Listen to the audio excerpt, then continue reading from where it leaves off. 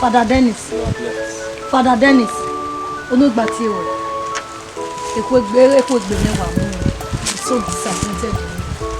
Father Dennis. Awe wa be lo e o ebo na. Mo ile mi o ko mo ile we wa mu kwetu e o nu we gbe anu. Una what ti me nikiri. E o go ti ni ya. Father Dennis. E de no de ma what me nikiri ma ya admin na wo waru ye me o. Isso, so come on, go. Ade, pepe mi. Wado, ije la na. Ade gbe mu o. Ije la na. Afia. Meneye so. Ai, meneye so. Ije afia na o. Ogbe mu o. Ije bu me no. Omo re mi me uwe. Lady mi unu ese.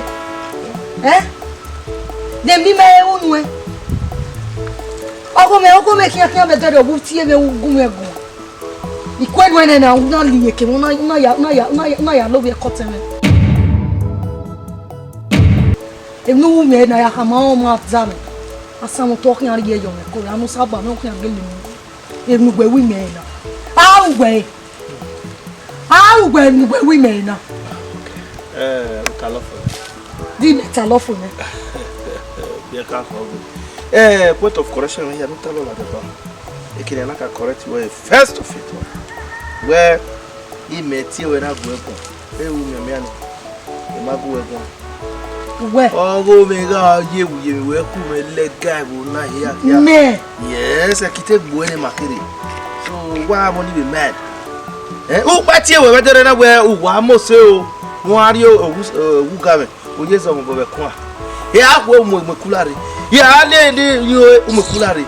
Yeah, me gonna no do serve ve. Oh yeah, me when you we to ha ye me. Me be go tu we de kire nu we ya lele fun wa ni. Mo tie yi. Nda ka be na we man of God we mo. Uri e de o ke do ko yo mo na kokko ani. We. Huh? Ero biemu. Eri oye wana wala la. Tamu me du te agwa gele la lugba o. De ne kwe na mugwe. Ai mu no sabo agwa nugwe do na na mi o na iwa se. Ne mi nu we gale le na. Ne ki ko ya ni le. Ne mi nu gale le na. O sabo agwa nu ya hi o de ba. Agwa agwa du ya bi okay. Voice ngwe mo na ye ti na ne ko ni me bie. E ma ne o ma ne gbe. E ma ima ne gbe go won no ma ne gbe ne wo mu agwa lala o. E bi se ye be bo na ya gbe ni ju won ne ko. E be bo nu mu kan na. Ya gele lo eno nu so wa imewe me samu na ove tola we na ego ya pa rin de odon na yela o e me samu we na yela o we are ebe ne repegu ye o no me ra me ye o e ku emu be fe ala egbe me ni je na ime because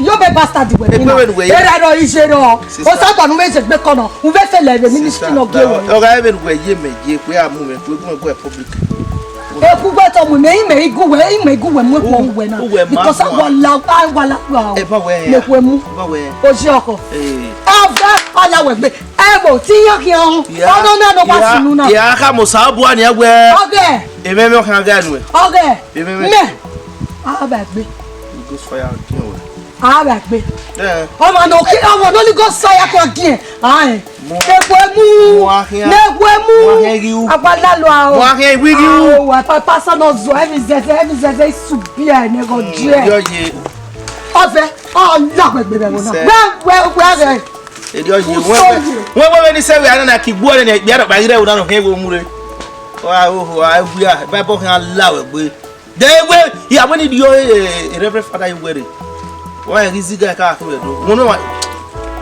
me thunder fire we in Jesus name.